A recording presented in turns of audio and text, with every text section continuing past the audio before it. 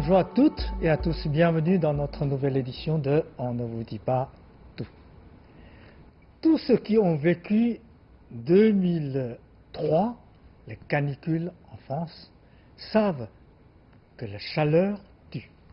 Mais cette année, la chaleur revient, les canicules reviennent en France, comme en Chine, comme d'ailleurs dans beaucoup d'endroits sur notre planète. Alors, la question, c'est que la planète est en train de se réchauffer. La lutte contre le réchauffement climatique est une actualité.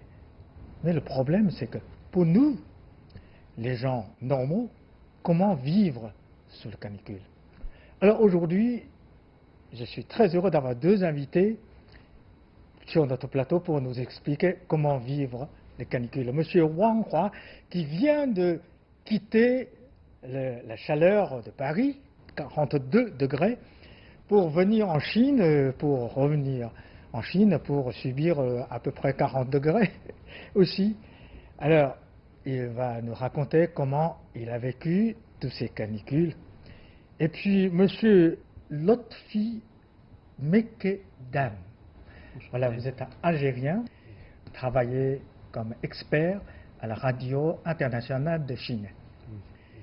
Bonjour à tous les deux, merci d'avoir accepté mon invitation. Merci. Merci à vous. Voilà, alors, ma première question est à monsieur Wang Hua, évidemment. Vous êtes né en France, vous avez passé la moitié de vie en Chine, la moitié de vie en France. Vous êtes parmi les premiers diplomates chinois pour vous installer en France. Vous connaissez donc bien les deux pays. Alors, comment avez-vous passé le canicule dernier à Paris? 42 degrés. Et cette fois-ci, il y a encore des morts? Écoutez, avant de répondre à votre question, je voudrais adresser à tous les téléspectateurs ici, mes souhaits les plus caniculaires. Les plus caniculaires, d'accord. Avant, tout à l'heure, je on voulais disait, dire que ouais, voilà. l'accueil est le plus caniculaire, mais j'ai oublié le mot. Voilà, parce que d'habitude, on dit, je vous adresse mes vœux les plus chaleureux. Aujourd'hui, il y a un nouveau mot à la mode, c'est canicule. Donc, caniculaire, je vous les adresse. Et malheureusement, ce mot va revenir très souvent dans la vie de tous les jours. Alors, je réponds à votre question. Effectivement, je reviens de Paris et j'ai subi, en fait, pas deux périodes caniculaires, mais une. La première au mois de juin et la deuxième à 42 degrés et quelques. J'avais prévu déjà de revenir en Chine. Donc, j'ai eu des échos et je me suis dit, heureusement que tu es parti de Paris. Mais j'ai eu des échos de première main et je dois dire que ça a été très dur. Donc lorsqu'on parle de ces deux périodes de canicule, vous savez qu'en France, il y a plusieurs niveaux. Niveau d'alerte. Alerte verte, jaune, orange et rouge. Comme partout un peu dans le monde, quatre niveaux. Alors le problème d'aujourd'hui, beaucoup de Français me disent ou demandent à quel niveau nous sommes. Rouge, naturellement. 42 degrés, ce n'est pas vert. Et personnellement, ils m'ont dit, il y a 4 adjectifs, 4 niveaux aussi. Difficile, très difficile, terrible, horrible. Alors, le problème, si je prends ces 4 niveaux d'adjectifs, pour moi, personnellement, je dirais que j'ai passé une période très difficile. Très difficile. Par rapport aux autres. C'est pas horrible. Non, pas horrible. Mais il y a des personnes qui ont passé une période très horrible. Parce que peut-être vous avez air conditionnel, tandis que beaucoup d'autres Français n'ont pas. Voilà, ça je parlerai tout à l'heure de l'air conditionné quand même. L'air naturel, en général, lorsqu'on a chaud, c'est l'éventail traditionnel chinois. Donc je pense qu'ici en Chine, il y a 50 ans, il y a 100 ans, on n'avait pas l'air conditionné. Et chaque habitant de Pékin, par exemple, avait son éventail et se ventilait dans la cour de sa maison et autres, et la chaleur passait. Mais aujourd'hui, je pense que ça va être très difficile. D'autant plus que les conditions ici en Chine ont nettement changé et c'est nettement amélioré. Alors en France, je dois revenir sur mon passage en France de très difficile. C'est la première période de canicule du mois de juin. Effectivement, on était préparé parce que cette fois-ci, le gouvernement français les autorités françaises ont averti la population en disant attention, attention, nous allons avoir une canicule de chaleur très rapidement. Donc, tout le monde est prêt. Voilà. Et tout comme nous avons déjà l'expérience de 2003, nous n'allons pas refaire les mêmes fautes. Donc nous allons essayer. Alors donc il y a eu des affiches, des annonces à la télévision, des annonces dans les mairies de villes françaises en disant si vous avez une canicule, voilà ce qu'il faut faire. Premier point, boire beaucoup. Boire au moins 1,5 litre d'eau par jour, minimum. Bon. Ensuite, fermer les volets, se ventiler, ne pas manger trop, ni peu, ne pas faire de sport, ne pas boire d'alcool, parce que l'alcool en France, c'est une boisson qui domine. Donc la population était préparée. Mais malgré cela, lorsque la canicule est arrivée, tout le monde était impressionné quand même. Moi, j'habite à Paris, dans la banlieue de Paris, avec un appartement de 70 mètres carrés. Et j'avais une condition favorable propre à moi, c'est que j'avais une pièce orientée nord, et une pièce orientée sud. Donc le soir, je pouvais ouvrir les fenêtres et faire un peu de courant d'air. Mais malheureusement, les vœux ne sont pas exaucés. Le soir même, il n'y avait pas du tout de vent. Ah bon, il n'y a pas de vent. Le nord-sud n'a pas joué. Et alors, comment j'ai pu passer cela? J'ai apporté un ventilateur made in China, il y a une dizaine d'années déjà, et qui marche toujours. Et c'est avec cela que j'ai passé une bonne semaine. Ok. Et Monsieur Lofty, alors Lofty, comment dirais-je, vous êtes venu d'un pays le plus chaud du monde. Un des plus chauds, oui. Oui. Et à Pékin, alors, vous sentez aussi cette canicule? Vous savez, ça, depuis peut-être la différence, oui, il y avait de la canicule à Pékin parce que je pense au mois d'août et entre juillet, août, juin, c'est la période la plus chaude dans ce qu'on appelle le nord de la Chine. Beaucoup de gens, chers téléspectateurs, ils oublient que la Chine est un pays continent. Et de ce pays continent, il y a différents climats. Là, on est en nord. Et c'est vrai que la période, elle est très chaude parce qu'il y a les vents du nord, les vents de Sibérie. On est à 700 ou à 650 km de la Sibérie. Mais les vents du nord, à cette période, il n'y a pas beaucoup. Et Pékin, elle est dans une région qui n'est pas loin de Hebei, pour parler d'humidité. Donc, quand il y a la chaleur, on ressent ça.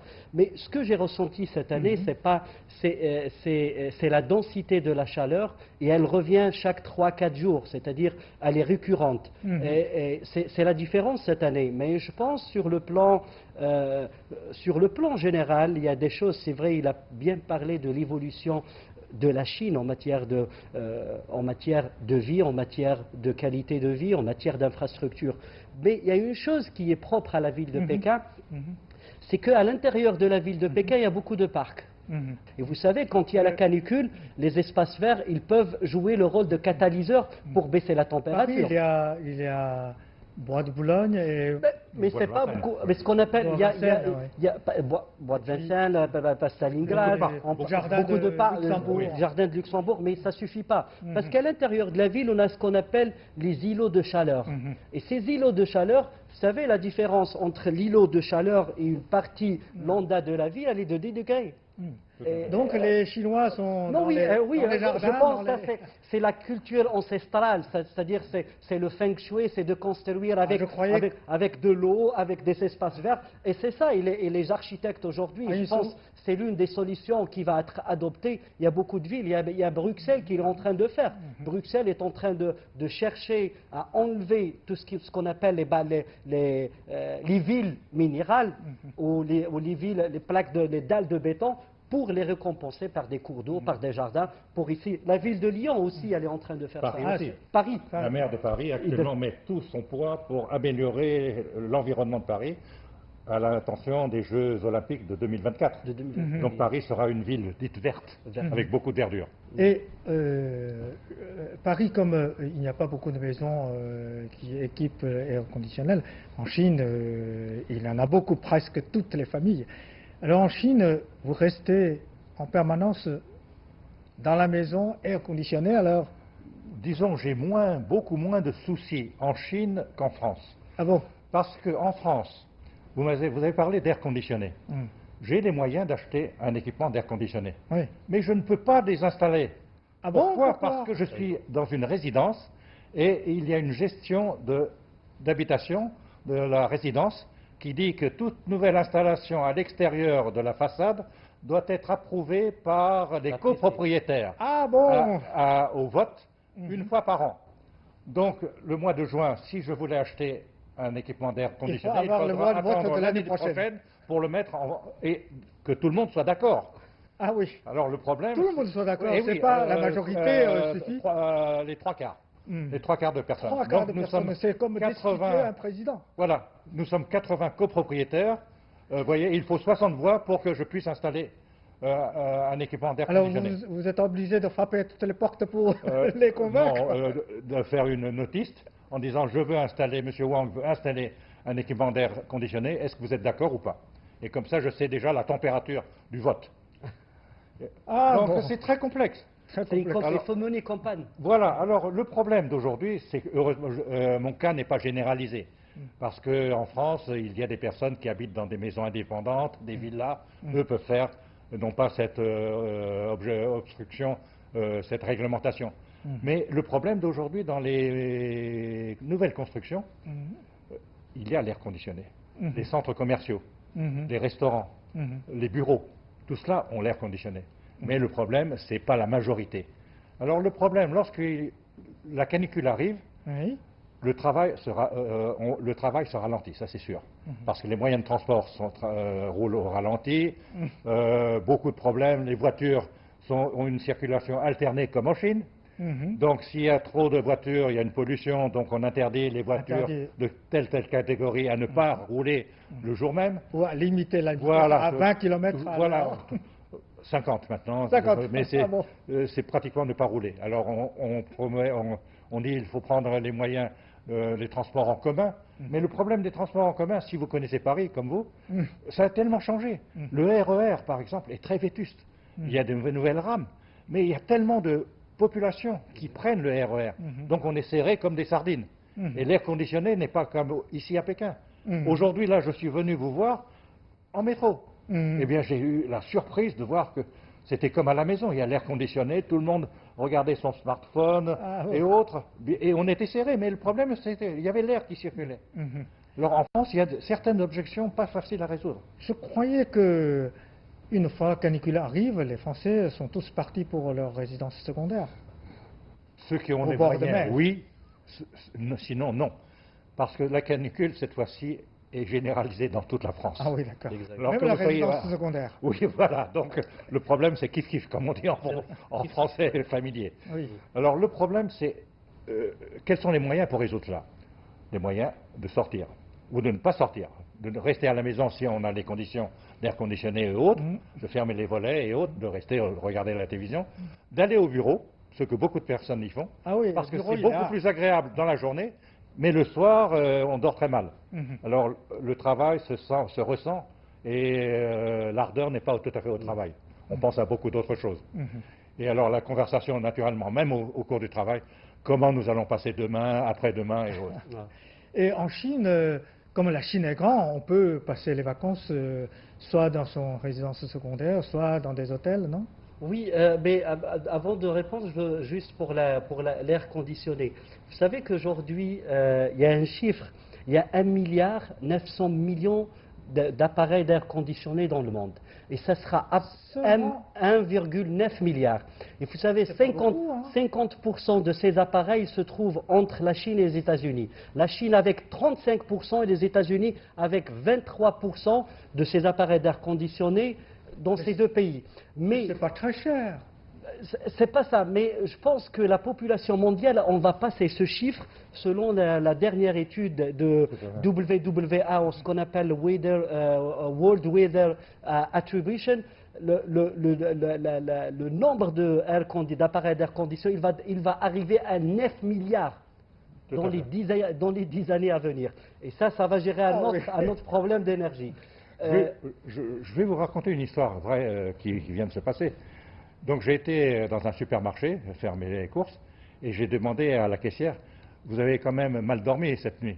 Ah non, non, j'ai l'air conditionné chez moi. J'ai été très surprise que la caissière me dise, j'ai l'air conditionné chez moi. Ça c'est en France? Oui, en France, à Paris, naturellement. Et ensuite j'ai dit, mais comment vous avez? Il y a eu 500 appareils d'air conditionné qui sont venus hier dans notre magasin et en moins d'une heure, c'est parti. J'en ai acheté un. 500. J'ai dit, mais combien vous avez payé? 30 euros. J'ai dit, c'est comme un ventilateur. Oui, oui. Et j'ai dit, mais c'est fabriqué où? Ah, c'est fabriqué chez vous, monsieur, en Chine. Donc, 30 euros. oui, 30 euros, parti 500 air conditionnés partis en moins d'une heure, dans un magasin. Ah bon? Et la France reste des pays, parce qu'il ne faut pas oublier que l'air conditionné est entré en France qu'en 1967. Tout à fait. Alors qu'aux États-Unis, Carrier a commencé à l'installer dans des salles de cinéma en 1925. Quand on est arrivé aux années 50, la ville de New York, elle était sous air conditionné. Et je pense que c'est le comportement peut-être du consommateur français ou du citoyen français qui ne veut pas avoir cette réalité avec ce contact avec l'air conditionné, mais qu'aujourd'hui il s'impose comme une des solutions contre la canicule. Ouais. Ah, Pour revenir, oui, à ma question, pour revenir à est-ce que votre les question. Chinois partent? J'ai eu la surprise. Il y a 2 semaines de ça, je voulais partir à Dalian. J'avais le choix Au bord de mer, hein, c'est entre Qingdao, Dalian et Shenzhen. Vous savez, j'avais mon application les villes APP. au bord de mer. Voilà, et j'avais mon APP pour prendre le train, l'APP pour les trains chinois. Ah ben, ça a été surbooké jusqu'au mois de septembre. J'ai pas trouvé de place. Ah bon? Ça veut dire que tout le monde part. Oui, tout le monde part. Et j'ai demandé à un collègue à moi, elle me dit, moi je pars à Shenzhen, un collègue au bureau, mais j'ai acheté mon billet il y a 1 mois et demi de ça. Ah bon? Et en plus de ça, en voulant aller à Dalian, on m'a donné le nom d'une ville qui est pas loin de Dalian, une nouvelle destination. Et j'ai checké les hôtels et c'était... Les hôtels, elles sont pleins. Oui, et c'était plein pour un mois. L'avion est plein, alors prends le TGV alors. Je parle du TGV qui était plein. Ah bon, même le TGV qui est plein, d'accord. Et c'est ça. Donc je pense qu'avec mes collègues, je pense que maintenant ça devient une culture. Ça devient une culture peut-être pour le citoyen chinois de partir de ce qu'on appelle les grandes vacances. Parce qu'avant, je pense, avec cette culture, maintenant, la famille chinoise, le niveau de vie a augmenté, mais aussi, je pense, maintenant avec un enfant ou 2 enfants, ils commencent à réfléchir à unifier les vacances, ce qu'on appelle les grandes vacances, que les parents partent ensemble avec leurs enfants en vacances. Je pense que ça, c'est à la mode et c'est pour ça que cette année, je connais beaucoup d'amis chinois qui ont décidé de partir, de prendre les juillistes ou les autistes, de prendre ces 2 mois pour les vacances, qui sont des mois de vacances sur le plan international. Mais ça vient, je pense, avec la culture d'ouverture et la curiosité, je pense, du citoyen chinois à découvrir d'autres cultures, un autre monde, mais aussi pour se faire Il part aussi plaisir. à l'étranger? À l'étranger, oui, oui. En Algérie pour chercher d'autres chaleurs? Oui, peut-être, mais vous savez, en Algérie, c'est le plus grand pays africain, c'est plus de 2 millions de kilomètres carrés, 2,5 millions de kilomètres carrés, mais en Algérie, on est au sud de la Méditerranée, c'est-à-dire quand on a les villes côtières, et on a les steppes, ce qu'on appelle les hauts plateaux, et on a le désert avec ses 10 préfectures qui vivent des températures entre 55 et 61 à l'ombre, c'est-à-dire à midi. D'ailleurs, le gouvernement algérien a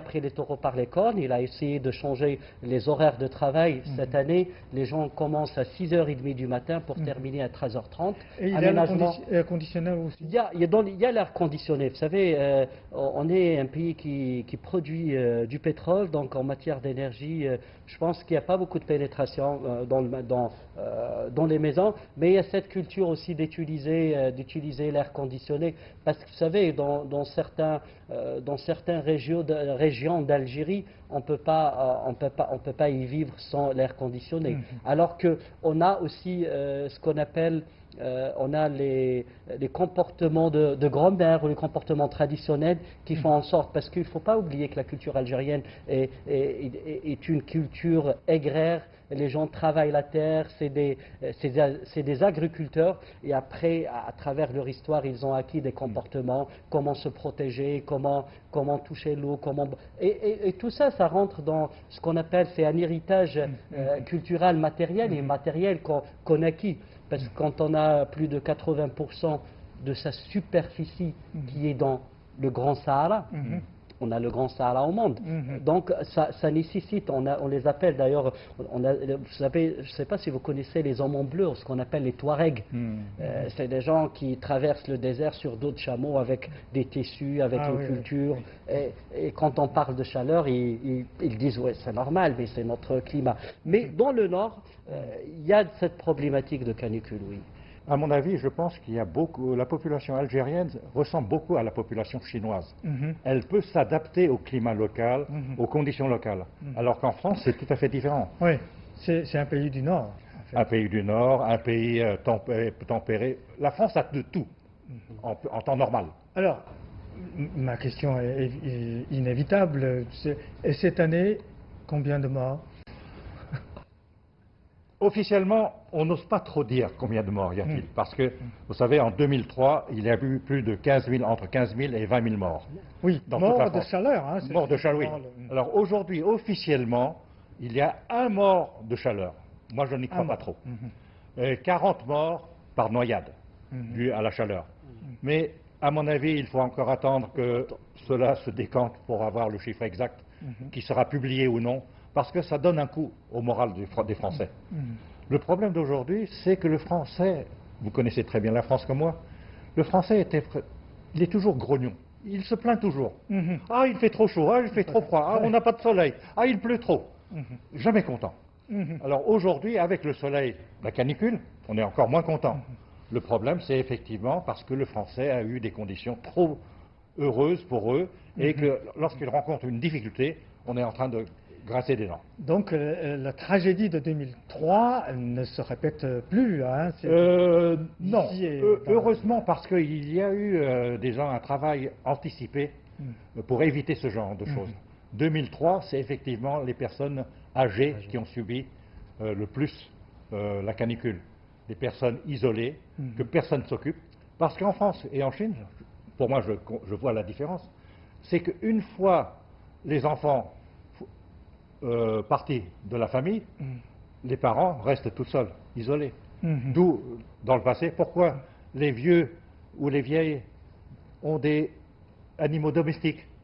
Parce qu'ils sont trop tristes, ils sont trop solitaires. Donc c'est pour les pouvoir... enfants sont partis, voilà, on les voit peut-être pour les fêtes de fin d'année et autres, mais d'habitude, on ne les voit pas. Ils ne vivent pas ensemble. Voilà. Et alors qu'en Chine, c'est complètement différent. Oui, la famille vit toujours ensemble. Voilà. Donc on dit souvent, les Français disent souvent, le culte de la famille. En Chine, exactement, ça continue. Et donc c'est à cause de ça que la Chine, comme l'Algérie, il y a beaucoup moins de morts de chaleur parce qu'ils sont ensemble, voilà. La famille. Alors, des facteurs. Oui. Alors, je vais vous dire un ou deux chiffres concernant juillet, la canicule vraiment de 42 degrés 6 à Paris. D'après le commandant des pompiers de Paris, on l'a interviewé et il a dit en temps normal, nous avons 1500 interventions par jour. 1500 dans Paris, hein, dans le Grand Paris, Paris et Paris. 1500. Ces derniers jours, donc du mois de juillet, où la canicule arrive, 1900. 1900. De 1500 à 1900. Et ensuite, le problème les plus touchés dans Paris, ce ne sont pas les foyers indépendants, parce qu'ils sont déjà gérés dans des foyers en commun, ce sont les personnes qui n'ont pas de foyer, les SDF. Et ça, c'est l'adjectif. C'est horrible et c'est terrible. Il y a actuellement, et moi j'ai été surpris du chiffre, 6 000 à 7 000 SDF dans Paris, qui toutes les nuits dorment en plein air. Et que personne ne peut s'occuper. Il y a des équipes qui veulent dire, bon, buvez beaucoup, allez dans des bouches de métro et autres, mais ils restent là. Et là, ce sont des personnes les plus malheureux et touchés par cette canicule. Ça, c'est pour un pays riche comme la France, ne peut pas résoudre ce problème. Très difficilement, très difficilement. Vous connaissez le quartier du nord de Paris, la porte de la Chapelle. Actuellement, il y a 1000 personnes qui dorment jour et nuit dans des tentes, sans aucun soin, sans eau potable. Ce sont des Français ou étrangers, peut-être? Ce sont des émigrés en principe, mais il y a d'autres aussi qui sont là. Alors, personne... le gouvernement français dit, bon, nous vous offrons une bouteille d'eau. Mais personne n'a pu offrir 1000 bouteilles d'eau par jour à ces immigrés. C'est ça le problème. D'accord. Donc c'est un peu triste de vivre dans une ville aussi belle que Paris et d'entendre ce son de cloche qui ne bat pas d'un même temps. Bon, cette canicule, cette chaleur, alors j'ai essayé de regarder dans l'histoire. En fait, la chaleur arrive très souvent. Par exemple, en 1911, 1947 et 1983, l'Europe avait connu des vagues de chaleur très fortes, les canicules. 1976 à Chicago aussi. 2015 à l'Inde aussi. Et cette année, en Europe, en Chine, en Inde, en Pakistan. Alors, est-ce que c'est le résultat de réchauffement climatique? Lutter contre le réchauffement climatique, c'est nécessaire ou dans l'histoire, il y a toujours des vagues de chaleur, c'est normal. C'est une question, comment dirais-je, naturelle ou c'est la faute de l'humanité? Qu'est-ce qui veut répondre? Je pense que, d'ailleurs, le réchauffement climatique, les canicules n'engendrent rien, c'est-à-dire que ce n'est pas un facteur aggravant du réchauffement climatique, c'est plutôt l'inverse. Ce qu'il faut retenir, c'est que l'importance, on peut avoir des canicules. Avoir des canicules, c'est quelque chose de normal dans le cycle, parce qu'il y a deux choses. Il y a l'environnement, il y a les changements climatiques, il y a ce qu'on appelle la problématique météorologique. Donc c'est deux choses différentes. Ce que les spécialistes, la chose qui fait peur aujourd'hui, que ces canicules, ils changent de densité, mais aussi de récurrence, c'est-à-dire c'est maintenant. C'était avant, on peut avoir ce genre de canicule une fois tous les 10 ans. Mais aujourd'hui, le facteur s'est aggravé, c'est-à-dire on peut avoir ces canicules une fois chaque 5 ans, avec une densité 10 fois plus. Et c'est là où le facteur du réchauffement climatique, il est un facteur aggravant. Vous savez, quand on parle de réchauffement, vous savez, quand dans la Terre, on dit qu'il y a une augmentation de la température. Il y a une seule zone sur Terre où la température n'augmente pas, c'est l'Antarctique, ce qu'on appelle le pôle Sud. Le pôle Sud, jusqu'à aujourd'hui, avec toutes les études, il n'y a pas eu d'augmentation de température. Et le pôle Nord, il augmente, on a même des icebergs, on a des plaques qui fondent. Et ça, c'est le véritable problème. Maintenant, c'est ça l'importance de quand on parle, quand les spécialistes ils parlent de 1,5 à 3 degrés Celsius, je pense que c'est ça la problématique. C'est là où il faut prendre en charge, il faut devenir conscient et prendre en charge à partir de ce facteur-là. Bon, on va terminer. Un mot, chacun, comment vivre sur le canicule? Vos conseils les plus caniculaires. Tout être humain doit survivre, ça, il n'y a pas de problème. Le problème, dans quel contexte? Moi, je pense effectivement, notre ami vient de dire concernant le réchauffement climatique, il faut que dans chaque personne doive avoir ça dans sa tête. On doit contribuer à cela. Et en Chine, je vais vous citer un exemple qui me frappe beaucoup, c'est lorsque nous voyons les dirigeants faire des réunions, ils sont sans cravate ni costume et ils demandent à baisser la température de 2 degrés. C'est là aussi une contribution pour le réchauffement climatique. Un mot. Un mot, je pense que d'ailleurs, c'est la problématique, on commence par soi. Et il faut s'adapter. Moi, comme je suis, il faut s'adapter et il faut respecter la nature. Ok. Bon, merci beaucoup. Merci à tous les deux. Merci pour vos explications. Merci aussi à nos chers téléspectateurs. Merci pour votre patience. À la prochaine.